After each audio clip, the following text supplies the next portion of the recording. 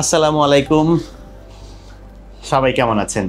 বলবেন যে ভালো আছি, আবার অনেকে হয়তো বলছেন ভালো থাকি কেমনে, কারণ আমার সব ঠিক আছে, বেশিরভাগ সময় আমার এভরিথিং ইজ ওকে, কিন্তু কাজের সময় যখন আমি সঙ্গীকে তৃপ্ত করতে যাই তখনই তো সমস্যাটা বিপত্তি বেঁধে যায়, তখনই তো আমার লিঙ্গটা শক্ত হচ্ছে না।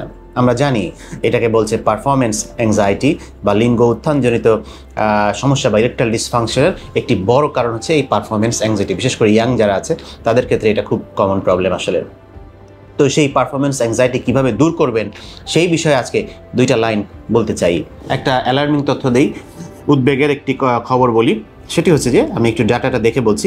2025 সালে ইরেকটাইল ডিসফাংশন বা লিঙ্গ উত্থানজনিত সমস্যার মানে কীরকম সমস্যা বাড়বে না কমবে সেটার একটা চিত্র আমি বলছি। বলা হচ্ছে বা ধারণা করা হচ্ছে যে ওয়ার্ল্ড ওয়াইড প্রিভ্যালেন্স, সারা বিশ্বব্যাপী ইরেকটাইল ডিসফাংশন অনেক বেশি বেড়ে যাবে এবং 1995-তে ছিল এটা 152 মিলিয়ন, যেটা 2025-এ দাঁড়াবে যে 322 মিলিয়ন সংখ্যক মানুষ ইরেকটাইল ডিসফাংশন বা লিঙ্গ উত্থানজনিত সমস্যায় ভুগবে।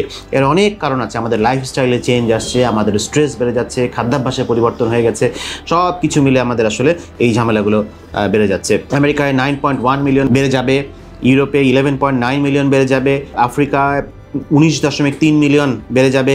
এশিয়ার খবরে আসি আমরা। এশিয়ায় কিন্তু খবর খুবই খারাপ। সেটা হচ্ছে যে এশিয়ায় 113 মিলিয়ন, অর্থাৎ আমরা কিন্তু এশিয়ার মধ্যে আছি, 113 মিলিয়ন এই ইরেকটাইল ডিসফাংশন বেড়ে যাবে এই ইন কম্পারিজন টু 1995 অ্যান্ড 2025, অর্থাৎ 1995 থেকে 2025-এর মধ্যে 113 মিলিয়ন ইরেকটাইল ডিসফাংশন বেড়ে যাবে। কারণ এশিয়ার মানুষদের এমনিতেই ডায়াবেটিস বেশি হয়, এশিয়ার মানুষদের এমনিতেই নানাবিধ হার্ট এবং অন্যান্য ঝামেলার এই যে মেটাবলিক সমস্যাগুলো বেশি হয় ইত্যাদি নানা কারণে, আর পাশাপাশি স্ট্রেস অ্যাংজাইটি সব কিছু মিলে ইরেকটাইল ডিসফাংশন বেড়ে যাবে। অ্যান্ড পারফরমেন্স অ্যাংজাইটি, যেটি অর্থাৎ আমি পারফর্ম করতে গেলেই আমার অ্যাংজাইটি হচ্ছে, টেনশন হচ্ছে, এই অ্যাংজাইটি হচ্ছে যে ইরেকটাইল ডিসফাংশনের একটি বড় কারণ। সো এই পারফরমেন্স অ্যাংজাইটি নিয়ে অনেক কথা বলেছি। এখন কথা হলো যে সমাধানের প্রসঙ্গে আসি, কেমনে এটা সমাধান করবো সেটা আমি আজকে আপনাদের বলতে চাই। আপনাদের টেনশন যদি একটু কমে, একটু যদি আপনাদের সেক্সুয়াল লাইফ ভালো হয় তো আমার ভালো লাগবে। ফার্স্ট অফ অল, আপনার চিন্তা কিন্তু আসলে দেখেন, আপনার চিন্তাটা চিন্তা করেন, আপনি কীভাবে চিন্তা করছেন, আপনার কগনিশন, আপনার চিন্তাকে ঠিক করতে হবে। আপনার কগনিশন হচ্ছে যে আমাকে আলটিমেটলি ইন্টারকোর্স করতে হবে, আমাকে আলটিমেটলি শারীরিক সম্পর্ক করতে হবে, পেনিসটা প্রবেশ করাতে হবে। I have to make my partner happy through inserting my penis into her, মানে আমি পেনিস প্রবেশ করানোর মাধ্যমে তাকে খুশি করতে হবে। This is not the ultimate thing. আপনার এইটা বাদেও অনেক কিছু আছে। আপনি যখন ফোর প্লে করবেন, আপনি যখন তাকে টাচ করবেন, কিস করবেন এবং আরও অন্যান্য অনেক কিছু যখন তাকে করে আসতে থাকবেন, সেগুলোকে এনজয় করতে হবে। প্রথম কথা হচ্ছে এইটা, সেগুলোকে এনজয় করা শিখেন। আপনার মনোযোগটা শুধু ওই দিকে রাখবেন না যে আমার কখন আমি শেষ করব, কখন আমি প্রবেশ করাতে পারবো, কারণ আমাকে শেষ করতে হবে তাড়াতাড়ি, আর না হলে যদি আবার ড্রপ হয়, যদি আবার নেমে যায়, তাড়াতাড়ি শেষ করে দিই। তাড়াতাড়ি শেষ করে দিলে কাজের কাজ কিছুই হবে না। তবে এই যাত্রায় আপনি বেঁচে গেলেন, কিন্তু আপনার পার্টনার খুশি হতে পারবে না। এই সেক্স শুধু ইন্টারকোর্স ছাড়াও আরও যে অনেক বিষয় আছে, সেই বিষয়গুলো দুইজন মানুষের সেক্সুয়াল লাইফে অনেক গুরুত্বপূর্ণ বিষয়। প্রত্যেকটা মোমেন্টকে আপনার এনজয় করা শেখেন। যদি মাইন্ডফুলনেস একটি ভিডিও করেছিলাম যে খুব গভীর মনোযোগ দিয়ে সব কিছু করা, উপভোগ করে করে সব কিছু করা, সেটা যদি করতে পারেন তাহলে একটু হলেও আপনার পেনিস থেকে আপনার মনোযোগটা সরে আসবে যে না, শুধু মানে মূল সহবাস বা পেনিস মানে ইনসার্শনই আমার মূল কাজ নয়, অন্যদিকে মনোযোগ দেই। সেই মনোযোগটা যখন যাবে এবং অটোমেটিক দেখবেন পেনিসের থেকে মনটা সরে আসলে আপনি পারফরমেন্স অ্যাংজাইটি, অর্থাৎ পারফর্ম করতে গেলে যে ড্রপ হয়ে যায়, কাজ করতে গেলে, সহবাস করতে গেলে যে ড্রপ হয়ে যায়, সেটা থেকে কিছুটা হলেও মুক্তি পাবেন। দ্বিতীয়ত, আপনি এই যে চিন্তা আসছে খালি, আপনি সেক্স করছেন কিন্তু আপনার মনোযোগ হচ্ছে যে এটা ইরেকশন হবে কি হবে না, এই জিনিসটা আপনাকে চেঞ্জ করার একটা মজার কথা বলি। সেটা হচ্ছে যে মনে করেন আপনি টিভিতে খেলা দেখছেন, খুব মনোযোগ দিয়ে খেলা দেখছেন। খেলা দেখার সময় নিচে দিয়ে অনেক সময় দেখা যায় না যে বিভিন্ন নিউজ সম্পর্কে, মানে নিউজ আসে, নিউজের ছোটো ছোটো লেখা যায়, খবরে লেখা যায়।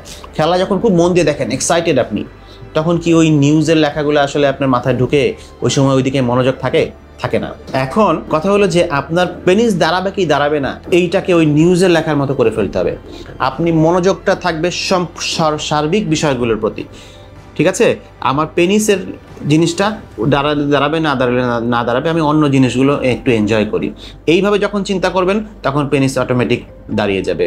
অর্থাৎ বেসিক জিনিস হচ্ছে যে সেক্সে সফল হতে গেলে মাথা থেকে সেক্সের বিষয় একটু হলেও ঝেড়ে ফেলে দিতে হবে। আপনি অন্যান্য সব কিছু করেন, তাহলে দেখবেন যে পেনিস এমনিতেই দাঁড়াবে। আপনি আপনার সঙ্গীর সাথে এমনিতেও কোয়ালিটি টাইম স্পেন্ড করেন, আপনি ঘুরতে যান, আপনি খাওয়া দাওয়া করেন, আপনি তার পছন্দ অপছন্দের মূল্য দিন, স্পন্টেনিয়াস অটোমেটিকভাবে যে সেক্সটা আসবে তখনই দেখবেন যে আপনার তখন আর ইরেকশনের প্রবলেমটা আর হবে না। বিশেষ করে বিয়ের প্রথম দিকে এই প্রবলেমগুলো কিন্তু মানুষের বেশি হয়। আপনি মনে করেন একটা রেস্টুরেন্টে খেতে বসেছেন, চামচ দিয়ে খাচ্ছেন।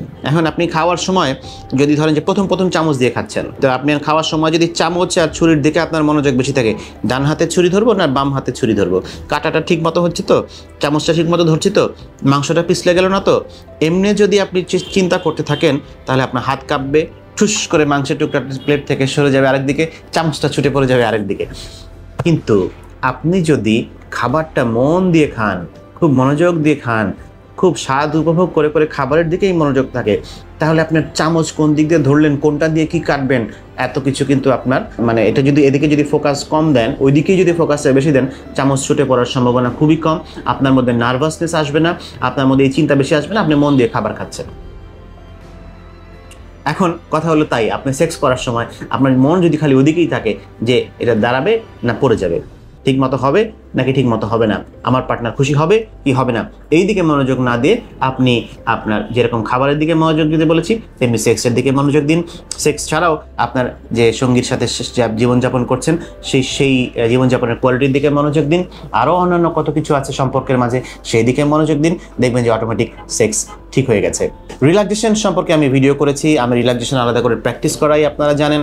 সেই রিল্যাক্সেশন ব্রিদিং এক্সারসাইজ যদি রেগুলার করেন, অটোমেটিক অনেক সময় দেখা যায় অ্যাংজাইটি বা চাপ কমে যায়, তাহলে দেখা যায় যে আপনার পারফরমেন্স অ্যাংজাইটি কমে যাবে। বিশেষ করে সেক্সের আগে যদি একটু ব্রিদিং এক্সারসাইজ করে নেওয়া যায়, একটু রিল্যাক্সিং কিছু করে নেওয়া যায়, আপনি পছন্দের একটি গান শুনতে পারেন, দুজনে মিলে একটু দুজনের পছন্দকে যখন মিলে যায় এরকম কোনো কিছু দুজনে মিলে করতে পারেন, তাহলে ঠিক তার পরবর্তী সেক্সটা খুব আনন্দের হয় এবং সফল হয়। এই পারফরমেন্স অ্যাংজাইটি দূর করার আরেকটি গুরুত্বপূর্ণ পদ্ধতি হচ্ছে আমরা বলি সেক্স থেরাপি। সেক্স থেরাপি হচ্ছে ধাপে ধাপে করতে হয়। আমি বেসিক বিষয়গুলো আপনাদেরকে বলে দিই। সেটি হচ্ছে যে আমি সামনাসামনি হলে অনেক সময় দেখা যায় একটু ভালো করে বুঝিয়ে দেওয়া যায়, তারপরে আমি বলে দিচ্ছি যতটুকু আমি পারি। সেটা হচ্ছে ফার্স্টে কিছুদিন যদি এরকম বেশি সমস্যায় ভোগেন, আমরা বলি যে আপনি ইন্টারকোর্স থেকে বিরত থাকবেন, এমনকি কোনো আপনার ওয়াইফকে খুব বেশি এক্সপোজও করবেন না বা আপনার পার্টনারকে খুব বেশি এক্সপোজও করবেন না। আপনি শুধুমাত্র টাচিং অ্যান্ড কিসিং, হাগিং এটুকের মধ্যে সীমাবদ্ধ থাকবেন, আর কিছু করবেন না, আপনার দরকারই নেই, সেক্স নিয়ে ভাবারই দরকার নেই, শুধু এটুকের মধ্যে থাকবেন। তারপরে কিছুদিন আপনি আরেকটু গভীরে গেলেন, কিন্তু কোনো জেনিটেলিয়া, কোনো জননাঙ্গ টাচ করা যাবে না, কিছুই করা যাবে না। এছাড়া আপনি সব কিছু টাচ করেন, আপনি অবজার্ভ করেন, আপনি দেখেন। এইটা একটি দ্বিতীয় ধাপ। তৃতীয় ধাপে হচ্ছে যে আপনি জেনিটেলিয়া বা আপনি জননাঙ্গের দিকে মনোযোগ দিতে পারেন, কিন্তু আপনি লিঙ্গ প্রবেশ করাবেন না। এছাড়া আপনি সব কিছু করেন এবং কয়েকদিন পরে তারপরে আপনি আস্তে ধীরে আপনি মূল সহবাসের দিকে যান। এরকম স্টেপ বাই স্টেপ গেলে দেখা যায় কি আস্তে আস্তে দেখবেন যে আপনি যখন কনফিডেন্সটা পাচ্ছেন, না আমার ইরেকশন তো ঠিক মতোই হচ্ছে, আমি মাথায় যখন সেক্সের মূল সহবাস করবো না, ইন্টারকোর্স আস্তে করা লাগবে না, এই চাপটা যখন সরিয়ে দেওয়া হবে, কয়েকদিন খালি টাচ অ্যান্ড কিসিংয়ের মধ্যে থাকবেন, অটোমেটিক ইরেকশন হচ্ছে, ভালো তো, তার মানে আমি পারছি, আমি পারবো। তারপরের স্টেপগুলো করছেন, জেনিটেলিয়া বা জননাঙ্গের দিকে আমার যাইতেই হবে না, তাহলে আমার ইরেকশন হচ্ছে, ভালো, অসুবিধা কি, তাহলে তো আমি পারছি। এরকম করতে করতে যখন কনফিডেন্স বেড়ে যাবে, একদম কয়েকটা দিন পরে আপনি লাস্ট স্টেজে যান। এটা এখন এরকম করলে হ্যাঁ আপনার পার্টনার বিরক্ত হয়ে যেতে পারে যে তুমি এরকম করতেছো কেন, কিন্তু as a part of treatment এটা পার্টনারকে বিষয়টা আমরা বুঝিয়ে বলি, তাহলে আবার হবে না যে আপনি আপনার মতো করে যাচ্ছেন, তাহলে আরও ভুল বোঝাবুঝি বেড়ে যাবে। তো দুজনকে মিলে বুঝিয়ে বললে এই বিষয়গুলো যখন প্র্যাকটিস করতে থাকে, তখন একসময় দেখা যায় যে ইরেকটাইল ডিসফাংশনটা, বিশেষ করে পারফরমেন্স অ্যাংজাইটির কারণে যে ইরেকটাইল ডিসফাংশন হয় সেটি অনেক সময় কমে যায়। সো এইগুলা হচ্ছে যে পারফরমেন্স অ্যাংজাইটির দূর করার ওষুধ ছাড়া কিছু পদ্ধতি।